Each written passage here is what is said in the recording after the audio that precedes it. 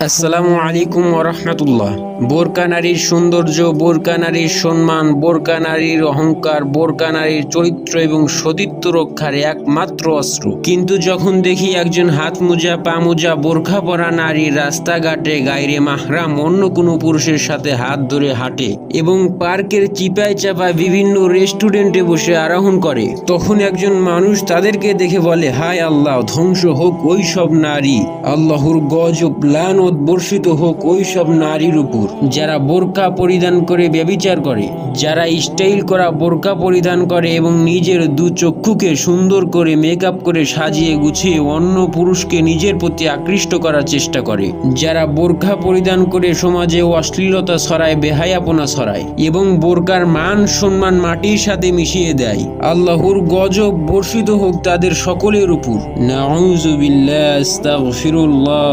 তখন মানুষের ভিতর থেকে এই সব কথাবার্তা ভেসে ওঠে। প্রিয় বোন, তোমাকে আজকে একটা সত্য কথা বলি, শোনো। তুমি যখন রাস্তায় বের হওয়ার আগে ঢিলা ঢালা বোরকা হিজাব নিকাব পরে রাস্তায় বের হও বা হাঁটো, তখন যদি তোমাকে একজন গাঁজাখোর মদখোর চরিত্রহীন দুশ্চরিত্র পুরুষ দেখে, সে কি করবে? সে তোমার দিকে তাকাবে। যদি সে দেখে তোমার চোখ মাটির দিকে নিচু করে রেখেছো, তখন সেই গাঁজাখোর মদখোর দুশ্চরিত্রহীন পুরুষ বলে ওঠে, মাশা আল্লাহ, আল্লাহর রহমত দয়া মায়া বর্ষিত হোক এই নারীর, এবং সে মাটির দিকে তাকিয়ে এই প্রার্থনা করতে করতে চলে যায়, আল্লাহ তোমার সম্মান বাড়িয়ে দিল, তোমার মর্যাদা বাড়িয়ে দিল। তবে মনে রেখো, আল্লাহ সম্মান দিতেও জানেন এবং নিতেও জানেন, এবং তোমার বোরকা পরার উদ্দেশ্য কি সেটা কিন্তু আল্লাহই ভালো জানেন। তোমার স্টাইল করা বোরকা পরার উদ্দেশ্য ছেলেদের পাগল করার জন্য নাকি আল্লাহকে খুশি করার জন্য, এটা কিন্তু আল্লাহই ভালো জানেন। যদি তুমি আল্লাহকে খুশি করার জন্য পর্দা করো, চরিত্র হেফাজত করো, তাহলে জেনে রেখো দুনিয়াতে রয়েছে তোমার জন্য অফুরন্ত নিয়ামত, রিজিক এবং উত্তম চরিত্রের একজন দিনদার নেককার পরহেজগার আল্লাহ বিরু একজন জীবন সঙ্গী, এবং পরকালে রয়েছে আল্লাহর দেওয়া শ্রেষ্ঠ ওয়াদা জান্নাত, যেখানে থাকবে তুমি চিরকাল। তাই প্রিয় বোন, যা করেছো তা তো করেছই, ক্ষমা চাও। মনে রেখো, আল্লাহ ক্ষমাশীল এবং অসীম দয়ালু।